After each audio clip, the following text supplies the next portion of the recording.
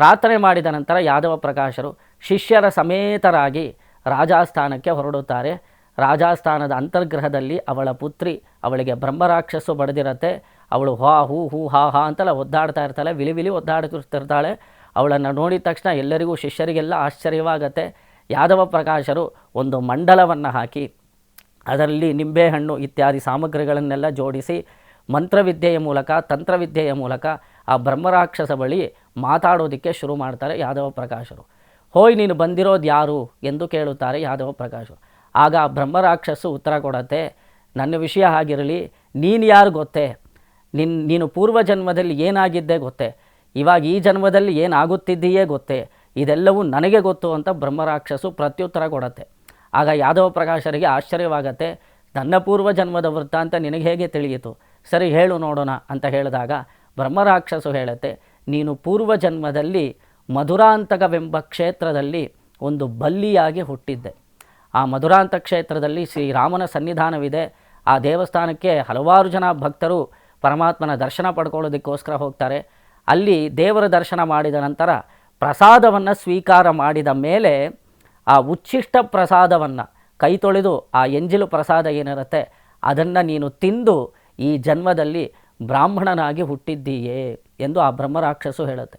ಇದರಿಂದ ನಮಗೇನು ಗೊತ್ತಾಗತ್ತೆ ಅಂದರೆ, ಭಕ್ತಾದಿಗಳು ತಿಂದುಂಡು ಬಿಟ್ಟಂತಹ ಪ್ರಸಾದವನ್ನು ಸ್ವೀಕಾರ ಮಾಡಿದ್ರೇ ನಮಗೆಷ್ಟೋ ಪಾಪಗಳು ಕಳೆಯುತ್ತದೆ ಅನ್ನೋದು ಗೊತ್ತಾಗತ್ತೆ. ಉಚ್ಛಿಷ್ಟ ಪ್ರಸಾದಕ್ಕೆ ಎಷ್ಟು ಬೆಲೆ ಇರಬೇಕಾದ್ರೆ ಇನ್ನು ಭಗವದ್ ದರ್ಶನ ಮಾಡುವಂತಹ ಭಾಗವತೋತ್ತಮರ ಬೆಲೆ ಎಷ್ಟು ಮಟ್ಟಿರತ್ತೆ ಅದನ್ನು ಯೋಚನೆ ಮಾಡಬೇಕು. ಆವಾಗ ಬ್ರಹ್ಮರಾಕ್ಷಸು ಹೇಳುತ್ತೆ, ನೀನು ಉಚ್ಛಿಷ್ಟ ಪ್ರಸಾದವನ್ನು ಸ್ವೀಕಾರ ಮಾಡಿದ್ರಿಂದ ನಿನಗೆ ಈ ರೀತಿಯಾದ ಜನ್ಮ ಪ್ರಾಪ್ತವಾಗಿದೆ. ನೀನು ಈ ಜನ್ಮದಲ್ಲಿ ಯಾದವ ಪ್ರಕಾಶನಾಗಿದ್ದೀಯೇ, ಸಕಲ ಶಾಸ್ತ್ರವನ್ನು ತಿಳಿದವನಾಗಿದ್ದೀಯೇ. ನಾನು ಕಳೆದ ಜನ್ಮದಲ್ಲಿ ಯಾವುದೋ ಭಾಗವತಾಪಚಾರ ಮಾಡಿ ಈ ಬ್ರಹ್ಮರಾಕ್ಷಸ್ಸಿನ ಅವಸ್ಥೆಯನ್ನು ಪಡ್ಕೊಂಡಿದ್ದೇನೆ. ನಿನ್ನ ಮಂತ್ರವಿದ್ಯೆ ನನ್ನ ಮುಂದೆ ಸಲ್ಲದು ಅಂತ ಹೇಳ್ಬಿಡತ್ತೆ. ನೀನು ಎಷ್ಟೇ ಮಂತ್ರತಂತ್ರಗಳನ್ನು ಪ್ರಯೋಗ ಮಾಡಿದ್ರು, ಎಷ್ಟೇ ವಶೀಕರಣ ಉಚ್ಚಾಟನ ವಿದ್ಯೆಗಳನ್ನು ಪ್ರಯೋಗ ಮಾಡಿದ್ರು, ನಾನು ಈ ಹುಡುಗಿಯನ್ನು ಬಿಟ್ಟು ಹೋಗೋದಿಲ್ಲ, ನಾನು ಇಲ್ಲೇ ಇರುತ್ತೇನೆ ಎಂದು ಬ್ರಹ್ಮರಾಕ್ಷಸು ಹಠ ಮಾಡುತ್ತೆ. ಆಗ ಯಾದವ ಪ್ರಕಾಶರು ಕೇಳ್ತಾರೆ, ನಿನ್ನ ವಿಮೋಚನೆಗೆ ಉಪಾಯವೇನು, ನೀನು ಏನು ಮಾಡಿದ್ರೆ ನಿನಗೆ ತೃಪ್ತವಾಗತ್ತೆ ಎಂದು ಕೇಳಿದಾಗ ಅದಕ್ಕೆ ಆ ಬ್ರಹ್ಮರಾಕ್ಷಸು ಹೇಳುತ್ತೆ, ನಿನ್ನ ಪ್ರಭಾವ ಸಾಲದು. ನಿನ್ನ ಪಕ್ಕದಲ್ಲಿರುವಂಥ ನಿನ್ನ ಶಿಷ್ಯ ಭಗವದ್ ರಾಮಾನುಜ ಅವನ ಪಾದಸ್ಪರ್ಶವಾದರೆ, ಅವನ ಪಾದತೀರ್ಥವನ್ನು ನನಗೆ ಪ್ರೋಕ್ಷಣೆ ಮಾಡಿದರೆ, ಈ ಹುಡುಗಿಯ ಮೇಲೆ ನೀವು ಸಿಂಪಡಿಸಿದರೆ ಅವರ ಪಾದತೀರ್ಥವನ್ನು, ಆಗ ನಾನು ಈ ಹುಡುಗಿಯ ದೇಹವನ್ನು ಬಿಟ್ಟು ತೊಲಗುತ್ತೇನೆ ಎಂದು ಬ್ರಹ್ಮರಾಕ್ಷಸು ಹೇಳುತ್ತೆ. ನನಗೆ ಈಕೆಗೆ ಬ್ರಹ್ಮರಾಕ್ಷಸ್ಸು ವಿಮೋಚನೆಯಾಗಬೇಕಾದರೆ ಭಗವದ್ ರಾಮಾನುಜರ ಪಾದತೀರ್ಥ ಒಂದೇ ಉಪಾಯ ಎಂದು ಬ್ರಹ್ಮರಾಕ್ಷಸು ಹೇಳುತ್ತೆ. ಯಾದವ ಪ್ರಕಾಶರು ತುಂಬ ಆಶ್ಚರ್ಯವಾಗಿ ನೋಡ್ತಾರೆ. ಜೊತೆಗೆ ಅವ್ರಿಗೊಂದು ಅವಮಾನವೂ ಆಗ್ಬಿಡತ್ತಲ್ಲ. ಒಂದು ರಾಕ್ಷಸು, ನನ್ನ ತಂತ್ರಕ್ಕೆ ಕಟ್ಟುಪಡದೇ ಇರುವಂತಹ ಒಂದು ರಾಕ್ಷಸಿ ರಾಮಾನುಜರ ಪಾದತೀರ್ಥ ಮಾತ್ರದಿಂದಲೇ ವಿಮೋಚನೆ ಆಗತ್ತೆ ಅಂತ ಹೇಳ್ತಿದೆಯಲ್ಲ ಅಂತ ಅವ್ರಿಗೊಂದು ಅಸೂಯೆ ಬಂದ್ಬಿಡತ್ತೆ ರಾಮಾನುಜರ ಮೇಲೆ. ಆಗ ಭಗವದ್ ರಾಮಾನುಜರ ಯೋಗ್ಯತೆ ಏನು ಅನ್ನೋದನ್ನು ಆ ಬ್ರಹ್ಮರಾಕ್ಷಸು ಹೇಳುತ್ತೆ. ಇವರು ಪರಿಶುದ್ಧರು, ತುಂಬ ಸಾತ್ವಿಕ ಸಂಪನ್ನರು. ಇಂತಹ ಭಾಗವತೋತ್ತಮರ ಪಾದಸ್ಪರ್ಶದಿಂದಲೇ ಸರ್ವ ವಿಧವಾದ ಪಾಪಗಳು ನಮಗೆ ಪರಿಹಾರವಾಗತ್ತೆ. ಅವರ ಪಾದತೀರ್ಥವನ್ನು ಈ ಹುಡುಗಿಯ ಮೇಲೆ ಪ್ರೋಕ್ಷಣೆ ಮಾಡಿ ಎಂದು ಆ ಬ್ರಹ್ಮರಾಕ್ಷಸು ಹೇಳುತ್ತೆ. ಅಲ್ಲಿದ್ದಂತಹ ಮಹಾರಾಜ ರಾಮಾನುಜರನ್ನು ಕೂಡಿಸಿ ಅವರಿಗೆ ಪಾದ ಸೇವೆಯನ್ನು ಮಾಡಿ ಅವರ ಪಾದಕ್ಕೆ ತೀರ್ಥವನ್ನು ಸಮರ್ಪಣೆ ಮಾಡಿ ಆ ತೀರ್ಥವನ್ನು ಬ್ರಹ್ಮರಾಕ್ಷಸಿನ ಮೇಲೆ ಪ್ರೋಕ್ಷಣೆ ಮಾಡಿದ ತಕ್ಷಣ ಅಲ್ಲಿಂದ ಆ ರಾಕ್ಷಸು ವಿಮೋಚನೆಯಾಯಿತು ಎಂದು ಚರಿತ್ರೆ ನಮಗೆ ಪೂರ್ವಾಚಾರ್ಯರು ಭಗವದ್ ಗುರು ಪರಂಪರಾ ಪ್ರಭಾವದಲ್ಲೂ ಪ್ರಪನ್ನಾಮೃತ ಇತ್ಯಾದಿ ಗ್ರಂಥಗಳಲ್ಲೂ ಈ ಚರಿತ್ರೆಯನ್ನು ನಮಗೆ ಪೂರ್ವಾಚಾರ್ಯರು ದಾಖಲೆ ಮಾಡಿ ಕೊಟ್ಟಿದ್ದಾರೆ.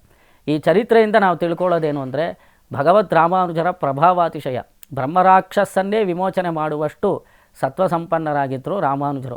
ಇದೇ ರೀತಿ ರಾಮಾನುಜರು ಅವರ ಒಂದು ಯೋಗ್ಯತೆಯನ್ನು ಮಹಾರಾಜರ ಬಳಿ ಒಂದು ಬ್ರಹ್ಮರಾಕ್ಷಸು ಸ್ಥಾಪನೆ ಮಾಡಿದ ನಂತರ ಯಾದವ ಪ್ರಕಾಶರಿಗೆ ರಾಮಾನುಜರ ಮೇಲೆ ಒಂದು ಅಸೂಯೆ ಬಂದುಬಿಡತ್ತೆ.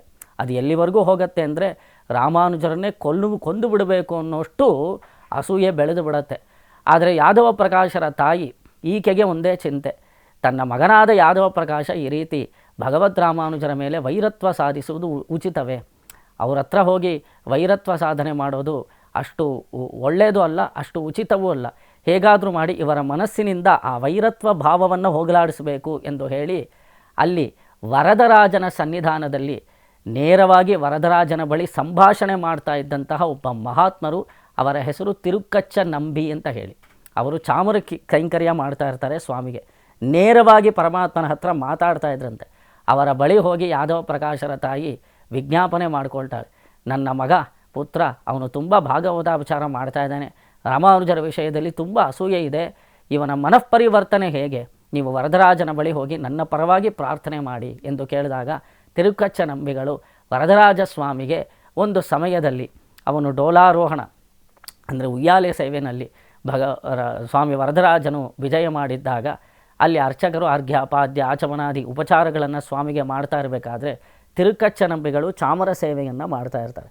ಆ ಚಾಮರ ಸೇವೆಯನ್ನು ಅನುಭವಿಸ್ತಾ ಇದ್ದಂತಹ ವರದರಾಜರು ತಮ್ಮ ಅದ್ಭುತವಾದ ಮುಖದಿಂದ ತನ್ನ ವದನದಿಂದ ಮಾತನಾಡಲು ಪ್ರಾರಂಭಿಸುತ್ತಾನೆ. ತಿರುಕ್ಕಚ್ಚ ನಂಬಿಗಳೇ ಕ್ಷೇಮವೇ ಕುಶಲವೇ ಎಂದು ಕುಶಲ ಪ್ರಶ್ನೆ ಮಾಡಿದಾಗ ಆಗ ತಿರುಕ್ಕಚ್ಚ ನಂಬಿಗಳು ಪ್ರಾರ್ಥಿಸ್ತಾರೆ, ನೋಡಿ ಪ್ರಭು, ಇಲ್ಲಿ ಯಾದವ ಪ್ರಕಾಶರ ಬಳಿ ಭಗವತ್ ರಾಮಾನುಜರು ಸರ್ವ ವಿಧವಾದ ಶಾಸ್ತ್ರಗಳನ್ನು ವ್ಯಾಸಂಗ ಮಾಡ್ತಾ ಇರೋದೇನೋ ಸರಿ, ಆದರೆ ಯಾದವ ಪ್ರಕಾಶರಿಗೆ ರಾಮಾನುಜರ ಮೇಲೆ ಅಸೂಯೆ ಬಂದಿದೆ. ಈ ರೀತಿಯಾದ ಕೆಟ್ಟ ಭಾವನೆಗಳು ಅವರ ಹೃದಯದಲ್ಲಿ ಬರಕೂಡದು. ಹೇಗಾದರೂ ಮಾಡಿ ಅವರ ಮನಃಪರಿವರ್ತನೆಯಾಗಬೇಕು. ಅವರ ತಾಯಿ ತುಂಬ ಶೋಕದಿಂದ ನಮ್ಮ ಮುಂದೆ ಹೇಳಿದ್ದಾಳೆ, ನಿಮ್ಮ ಹತ್ರ ಪ್ರಾರ್ಥನೆ ಮಾಡಿ ಎಂದು ಅವಳು ಗೋಗರಿಯುತ್ತಿದ್ದಾಳೆ ಎಂದು ಹೇಳಿದ ತಕ್ಷಣ ವರದರಾಜ ಸ್ವಾಮಿ ವಿಷ್ಣು ಸಹಸ್ರನಾಮವನ್ನು ಹೇಳಿ ಅದರಲ್ಲಿ 28ನೇ ಶ್ರೀನಾಮವಾಗಿರುವಂತಹ ಸ್ಥಾಣು ಎಂಬ ಶಬ್ದಕ್ಕೆ ಅರ್ಥವೇನು ಎಂಬುದನ್ನು ಯಾದವ ಪ್ರಕಾಶರ ಬಳಿ ಹೋಗಿ ಕೇಳಿ ಎಂದು ಸ್ವಾಮಿ ಹೇಳ್ತಾನೆ. ಯಾದವ ಸ್ವಾಮಿ ವರದರಾಜ.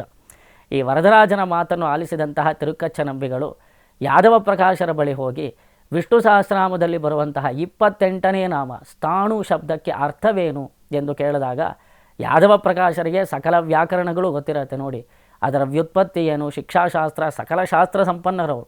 ವಿದ್ಯೆಯ ವಿಷಯದಲ್ಲಿ ಅವರನ್ನು ಮೀರಿಸುವಂಥವರು ಆ ಕಾಲದಲ್ಲಿ ಯಾರೂ ಇರಲಿಲ್ಲ, ರಾಮಾನುಜರನ್ನು ಬಿಟ್ಟು. ಭಗವದ್ ರಾಮಾನುಜರು ಅವರನ್ನು ಮೀರಿಸ್ತಾರೆ.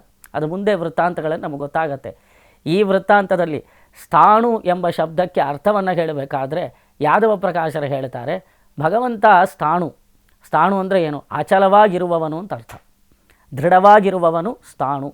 ಆದ್ದರಿಂದ ಸ್ಥಾಣು ಎಂದು ಕರೆದರೆ ದೃಢವಾಗಿ ಅಚಲವಾಗಿರುವಂತಹ ಪರಮಾತ್ಮ. ನೀವು ದೇವಸ್ಥಾನಕ್ಕೆ ಹೋಗಿದ ತಕ್ಷಣ ಹೇಗೆ ವಿಗ್ರಹ ಮೂರ್ತಿ ಅಚಲವಾಗಿರುತ್ತೋ, ಅಲ್ಲಿ ಮೂಲಮೂರ್ತಿ ಇರುತ್ತೆ ನೋಡಿ, ಶಿಲಾಮೂರ್ತಿ, ಅದು ಹೇಗಿರುತ್ತೆ? ದೃಢವಾಗಿರುತ್ತೆ, ಅಚಲವಾಗಿರುತ್ತೆ. ಆ ರೀತಿ ಮನುಷ್ಯರು ಕೂಡ ಅಚಲವಾಗಿರಬೇಕು, ದೃಢವಾಗಿರಬೇಕು. ಸದೃಢರಾಗಿದ್ದಾಗ ಮಾತ್ರ ಏನಾದರೂ ಸಾಧನೆ ಮಾಡೋದಕ್ಕೆ ಸಾಧ್ಯವಾಗತ್ತೆ ಎಂದಷ್ಟು ಮಾತ್ರ ಯಾದವ ಪ್ರಕಾಶರು ಸ್ಥಾಣು ಶಬ್ದಕ್ಕೆ ಅರ್ಥ ಹೇಳ್ತಾರೆ.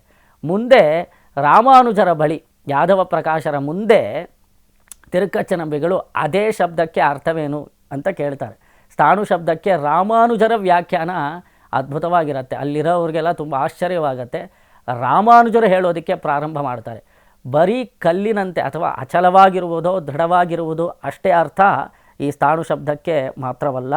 ಈ ಸ್ಥಾಣು ಶಬ್ದಕ್ಕೆ ಇನ್ನಷ್ಟು ಅದನ್ನು ಮತ್ತಷ್ಟು ನಾವು ಇನ್ನಷ್ಟು ವಿಸ್ತಾರವಾಗಿ ತಿಳಿಯಬೇಕು ಎಂದು ಹೇಳಿದರೆ, ಸ್ಥಾಣು ಎಂಬ ಶಬ್ದಕ್ಕೆ ಅರ್ಥವೇನೆಂದರೆ ಸದೃಢವಾದ ಫಲಗಳನ್ನು ನೀಡುವವನು ಸ್ಥಾಣು. ನಮಗೆ ನೆಲೆಸುವಂತಹ ಫಲಗಳು. ಕೆಲವು ಫಲಗಳು ಬರುತ್ತೆ, ಆದರೆ ಹಾಗೆ ಹೋಗ್ಬಿಡುತ್ತೆ. ನೋಡಿ, ಕಾಸು ಬರುತ್ತೆ ಅಂತ ಇಟ್ಕೊಳ್ಳಿ. ಇವತ್ತೇನೋ ನಾವು ಯಾವುದೋ ಒಂದು ಪುಣ್ಯ ಮಾಡಿರ್ತೀವಿ, ಆ ಪುಣ್ಯಕ್ಕೆ ಫಲವಾಗಿ 2 ರೂಪಾಯಿ ಸಿಕ್ತು ಅಂತ ಇಟ್ಕೊಳ್ಳಿ. ಆ 2 ರೂಪಾಯಿ ನಮಗೆ ಬೆಳಗ್ಗೆ ಇತ್ತು, ಮಧ್ಯಾಹ್ನದಷ್ಟೊತ್ತಿಗೆ ಹೋಗ್ಬಿಟ್ರೆ ಅದರಿಂದ ನಮಗೇನು? ನೋಡಿ, ಹೇಗೋ ಬರುತ್ತೆ ಹೋಗ್ಬಿಡತ್ತೆ, ನೆಲೆಸೋದಿಲ್ಲ. ಸದೃಢವಾದ ಫಲಗಳು ನಮಗೆ ಇರಬೇಕು, ಅಚಲವಾದ ಫಲಗಳಿರಬೇಕು. ನೋಡಿ, ಬಂದಿದ್ದ ತಕ್ಷಣ ಅದು ನಮ್ಮಲ್ಲಿ ನೆಲೆಸಬೇಕು. ನೆಮ್ಮದಿ ಇವತ್ತಿತ್ತು ನಾಳೆ ಹೋಯಿತು ಅಂತ ಇದ್ದರೆ ಪ್ರಯೋಜನವೇನು? ನೋಡಿ, ಸುಖ ಇವತ್ತಿತ್ತು ನಾಳೆ ಹೋಯಿತು ಅಂದರೆ ಪ್ರಯೋಜನವಿಲ್ಲ. ಆದರೆ ಸುಖ ಬಂದರೆ ಅದು ನಮ್ಮ ಜೀವನದಲ್ಲಿ ಸದಾಕಾಲ ನೆಲೆಸಬೇಕು, ಅದು ಸದೃಢವಾಗಿರಬೇಕು. ಅಂತಹ ಮನಸ್ಸಿನಲ್ಲಿ ಅಥವಾ ನಮ್ಮ ಜೀವನದಲ್ಲಿ ದೃಢವಾಗಿ ಅಚಲವಾಗಿ ನೆಲೆಸುವಂತಹ ಫಲಗಳನ್ನು ನೀಡುವವನು ವರದರಾಜನಾದ ಕಾರಣ ಅವನನ್ನು ಸ್ಥಾಣು ಎಂಬ ಶಬ್ದದ ಮೂಲಕ ವಿಷ್ಣು ಸಹಸ್ರನಾಮ ಕೊಂಡಾಡುತ್ತೆ ಎಂದು ಭಗವದ್ ರಾಮಾನುಜರು ತಿರುಕ್ಕಚ್ಚ ನಂಬಿಗಳ ಬಳಿ ಹೇಳಿದ್ರಂತೆ.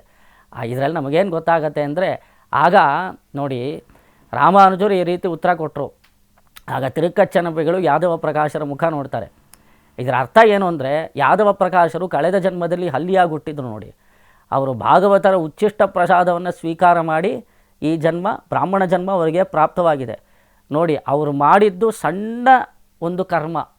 ಏನು ಉಚ್ಚಿಷ್ಟ ಭೋಜನವನ್ನು ತಿನ್ನುವುದು ಒಂದು ಸಣ್ಣ ಕರ್ಮ, ಅದಕ್ಕೆ ಫಲ ಎಷ್ಟು ದೊಡ್ಡದಾಗಿದೆ ನೋಡಿ. ಅದಕ್ಕೆ ದೊಡ್ಡ ಫಲವನ್ನು ಪರಮಾತ್ಮ ಕೊಟ್ಟಿದ್ದಾನೆ. ಅದು ಮಾತ್ರವಲ್ಲ, ಈ ಜನ್ಮದಲ್ಲಿ ಅವರಿಗೆ ಬ್ರಾಹ್ಮಣತ್ವವೂ ಸಿದ್ಧಿಯಾಗಿ ಅದರ ಜೊತೆಗೆ ಪಂಡಿತರಾಗೂ ಅವರಿದ್ದಾರೆ ಅಂತ ಹೇಳಿದರೆ ಅದು ಭಗವಂತನ ನಿರತಿಶಯವಾದ ಕರುಣೆ ತಾನೆ.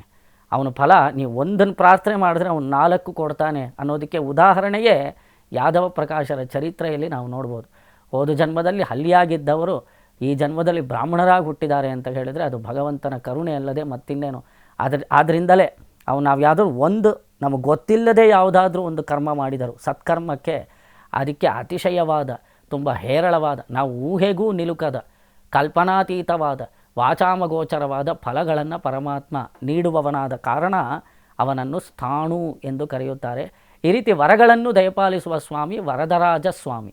ಅವನ ದೆಸೆಯಿಂದಲೇ ಭಗವದ್ ರಾಮಾನುಜರಿಗೆ ಅನೇಕ ವಿಧವಾದ ಫಲಗಳು ಲಭ್ಯವಾಯಿತು. ರಾಮಾನುಜರ ಶಿಷ್ಯರಿಗೂ ಇವತ್ತಿಗೂ ನಾವು ಕಾಂಚಿ ಕ್ಷೇತ್ರಕ್ಕೆ ಹೋಗಿ ಪರಮಾತ್ಮನಲ್ಲಿ ಪ್ರಾರ್ಥನೆ ಮಾಡಿದ್ರೆ ನಮಗೆ ಒಂದು ಪ್ರಾರ್ಥನೆ ಮಾಡಿದ್ರೆ 4 ಸಿಕ್ಬಿಡತ್ತೆ. ಆ ರೀತಿ ಸ್ವಾಮಿ ಕೊಡೋದಕ್ಕೆ ಸಿದ್ಧವಾಗಿದ್ದಾನೆ. ಅವನು ಕಲ್ಪವೃಕ್ಷದಂತೆ, ಕಾಮಧೇನುವಿನಂತೆ, ಚಿಂತಾಮಣಿಯಂತೆ ಎಲ್ಲ ವಿಧವಾದ ಫಲಗಳನ್ನು ಕೊಟ್ಟು ಮೋಕ್ಷದ ಪರ್ಯಂತ ಯಾರಿಂದಲೂ ನೀಡಲು ಅಸಾಧ್ಯವಾದ ಫಲ ಅದು ನೋಡಿ. ನಾವು ದೇವತಾಂತರಗಳ ಬಳಿ ಅಂದರೆ ಪರಮಾತ್ಮನೊಬ್ಬನನ್ನು ಬಿಟ್ಟು ಬೇರೆ ದೇವತೆಗಳಿಂದ ಫಲ ಪಡ್ಕೊಂಡ್ರೆ ಇಹಲೋಕದಲ್ಲಿ ಸೌಖ್ಯವನ್ನು ಅನುಭವಿಸ್ಬೋದು, ಆದರೆ ಪರಗತಿ ನಮಗೆ ಸಿಗತ್ತಾ ಗೊತ್ತಿಲ್ಲ. ಸ್ವರ್ಗದ ಪರ್ಯಂತ ಹೋಗ್ಬೋದು, ಆದರೆ ಸ್ವರ್ಗಕ್ಕೆ ಹೋದರೂ ಮತ್ತೆ ಕೆಳಗಡೆ ಬರಲೇಬೇಕು. ಪುಣ್ಯಕ್ಷಯವಾದ ನಂತರ ಭೂಲೋಕಕ್ಕೆ ಬರಬೇಕು, ಪಾಪಕ್ಷಯವಾದರೆ ನರಕದಿಂದ ಭೂಲೋಕಕ್ಕೆ ಬರಬೇಕು. ಆದರೆ ನಿರಂತರವಾದ ಅನುಭವ ಪ್ರಾಪ್ತವಾಗಬೇಕಾದ್ರೆ ದುರ್ಲಭವಾದ, ಅತಿಶಯವಾದ, ಯಾರಿಂದಲೂ ಕೊಡೋದಕ್ಕೆ ಸಾಧ್ಯವಾಗದೇ ಇರುವಂತಹ ಫಲ ಯಾವುದು ಅಂದರೆ ಅದು ಮೋಕ್ಷ, ಅದು ಅಪವರ್ಗ, ಅದು ಪರಮಾತ್ಮನ ಸಂಬಂಧದಿಂದ ಮಾತ್ರ ಸಾಧ್ಯ. ಆ ರೀತಿ ಮೋಕ್ಷ ಪರ್ಯಂತ ಸರ್ವವಿಧವಾದ ಅಚಲವಾದ ದೃಢವಾದ ಫಲಗಳನ್ನು ನೀಡುವಂತಹ ಸ್ವಾಮಿ ಸ್ಥಾಣು ಎಂದು ಕರೆಯಲ್ಪಡುತ್ತಾನೆ. ನಾವು ಕೂಡ ಸ್ಥಾಣು ಎಂದು ಪರಮಾತ್ಮನ ಶ್ರೀನಾಮವನ್ನು ಅನುಸಂಧಾನ ಮಾಡುವುದರ ಮೂಲಕ ಭಗವಂತನನ್ನು ಸಂತೋಷಪಡಿಸಿದರೆ ನಮಗೆ ಅಚಲವಾದ ಫಲಗಳು ದೊರಕುವುದರಲ್ಲಿ ಸಂದೇಹವಿಲ್ಲ. ಶ್ರೀಮತೆ ರಾಮಾನುಜಾಯ ನಮಃ.